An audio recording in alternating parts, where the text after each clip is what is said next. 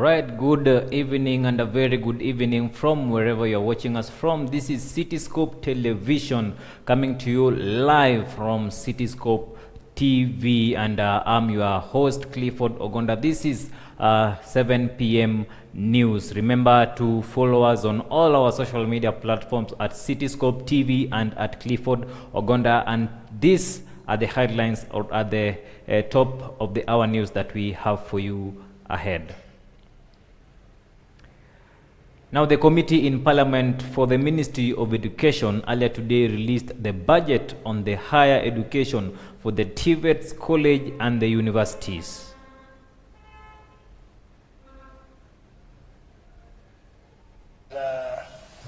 Mediated far much below, far much earlier, to avoid a situation where we have such a budget bid for them. Lastly, on the small TVETs are suffering because operational challenges. I've heard the CFO talk about the transfer to small TVETs. What's the position, given that these TVETs, as you are aware, the operational budgets that need to be met, yet the numbers they have are quite limited and may not be able to actually support. Maybe I may want to hear more on the same. Thank you. Thank you, Chairman. What was the reasons for withdrawal of the donor funded of 3.4 billion shillings from the GOK AFDB, vocational education training and entrepreneurship? What led to that withdrawal of that colossal sum of money? Secondly, promotion of youth employment and vocational training in Kenya. Initially it was 300 million. What have you not seen or not working so that there was a reduction of 250 million? And finally, in these books, there is a national polytechnic called Nyandarua National Polytechnic that has a very huge building that has threatened to stall. And I'm not seeing any budgetary provisions for Nyandarua National Poly. Yes, thank you. And buildings don't threaten to stall. They stall. Thank you so much. P.S., as you're answering those questions, I want you to clarify this issue, especially on funding. Funding is so dear to us as leaders. We don't want your students to miss school fees, we don't want them to miss classes, and we don't want them to miss exams. As we are doing this supplementary, you are talking to the country on 67,000 you pronounced yourself on. Is it inclusive of exams? And if it is inclusive of exams, how many students do you have in the Republic? I've seen your scholarship is 3.5. I've seen your asks, what you are wishing us to do. How much loans do you get? How much do you expect the family to pay? So that as we really put the case for you, which this committee is going to do it vigorously, before the House and before the Budget Committee, tell us in very clear clarity the cost of TVET, certification of the module, the 67,000 including exams, scholarship, loans, and the household, so that we'll know what are we telling the Budget Committee and Treasury, we are seated here, to give you. I hope you are getting that. That is actually what we want to do. We don't want these students to get out of these colleges. We are out going there and telling them, go back to college. We have the money. How much is it? And how many do you need? And how much do a family pay? Which we always do through CDF. Moving on, the number of people who have died due to the ongoing floods in the country has risen to 71 after 5 more deaths were reported in Nairobi, the eastern region and the coast. This comes as a meteorological department says heavy rains is expected from this Thursday through to Monday. The department has also added that some areas are likely to receive rainfall that could lead to flooding. For the coming 7 days, the areas that are expected to cumulatively have 100 millimeters within 7 days. So this will not be something that will be received within 1 day, like what we had with the previous advisory.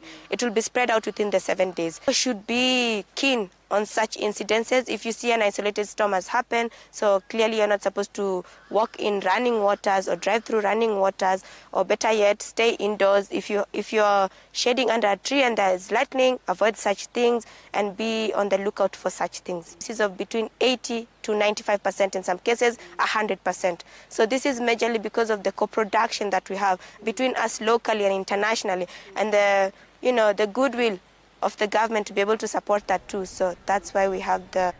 And in one of the lowest political campaigns in Kenya, the country's top leader descended the mudslinging, name-calling, body-shaming, raw insults, and generally indecent language. President Ruto and his former deputy Gachagua led the pack in an embarrassing performance over a recorded in the history of the country's top officers. Ruto, you are not going to sleep for the next 15 months. Utalala ukifika Sugoi. Tutakuanika na hivi vijana wangu hawa. Si umeona vile amekonda? Mpaka masikio inafanya nini? Na bado. Mtu mwenye ako na pepo ya ukabila na chuki na kisirani anatuambia nini kama Wakenya? Mtu ambaye ameenda kwa kitanda ya ndugu yake ambaye alikuwa anakufa, anaenda kumanipulate will. You cold-blooded thief. You cold-blooded thief, stealing from your own brother, stealing from orphans, stealing from widows. You want to give us a lecture? Unazunguka kwa makanisa, unazunguka kwa barabara, unazunguka kwa mazishi. Ate unatuongelesha kitu gani? Mtu ambaye ameenda akatia mimba watoto wadogo kama wanarika ya mtoto wake, alafu anaenda anaua hawa watoto, alafu unatuambia mambo ya mauaji. You cold-blooded murderer, heartless character. You want to tell us, you want to mislead our nation. We will not allow you to mislead any community. We will not allow you to mislead anybody in Kenya. You are not going to be anything in this nation. You belong to the rot in jail. Ni kweli ama si kweli? Huyo mtu atembee asitembee, apotee asipotee. Nyinyi mumekula mpaka tumbo karibu inapasuka, mumekula mpaka kichwa imefimba na kiburi. Na nataka niwaambie, tafadhali endeni muangalie, mjiangalie kwa kioo. Use the mirror. Mwende muangalie vile mmekaa. Kichwa imefimba, tumbo ndio hiyo karibu inararua mashati. Tafuteni gym kwanza, mwende mufanye exercise kidogo na mpunguze kukula chakula mingi. Ndio muache kulala kwa mikutano. Hata mnaharibu hewa huko mkutano mkiwa mumelala bure kabisa. First of all, mimi sijui kwa nini unasumbuka vile nakula, kwa sababu mimi sikuli kwa bibi yako. Ujaniona nikienda kutafuta chakula kwa bibi yako ama kwa watu wako. Mimi nakula ndizi kule Kizigo. Sasa kama hiyo ndio inakusumbua, mbona mimi sichakuja kukuuliza wewe mbona umekonda? Iko mwingine wa kutoka hapa Kitale. Sasa hata huyo mimi sijui. Aliwachiwa kiti na ndugu yake, akawachiwa shamba na ndugu yake, akawachiwa watoto na ndugu yake. Ile shamba hajajenga nyumba. Bibi ni wa kukodesha. Nyumba amekodesha kwa watu. Watoto wa ndugu yake wamekufa kwa njaa. Ati saa hii anazunguka hata anajaribu kuongoza. Wewe utaongoza nani? Kwenda jenga nyumba kwanza kwako. Utafute bibi. Ununue daipa. Ujue gharama ya mbolea. Nataka nikuambie vile nilikuambia jana, hatutakubalia wewe kuiba Nairobi Hospital. Because vile unaenda Tukikubalia uibe Nairobi Hospital, utakuja kuiba Leave Funeral Home. Moving on, the Linda Mwananchi movement within the ODM party earlier today issued a press conference today in Nairobi on the itinerary that was shared by the Siaya Governor James Orengo. They went on to say campaigns are set to resume on Sunday in Narok County. Various leaders in the press release condemned the yesterday happenings between the president and the former deputy that is Honorable Rigathi Gachagua. In a press statement issued by Honorable Babu Owino, he says the president should protect the image of his office. Good as mine, that it can lead to chaos, and therefore you must conduct yourself in a manner that is protecting the image of that office, because it is no longer you as an individual, but it is the office that you hold. That is all that I can say as of today. Thank you. On the 29th, we are having a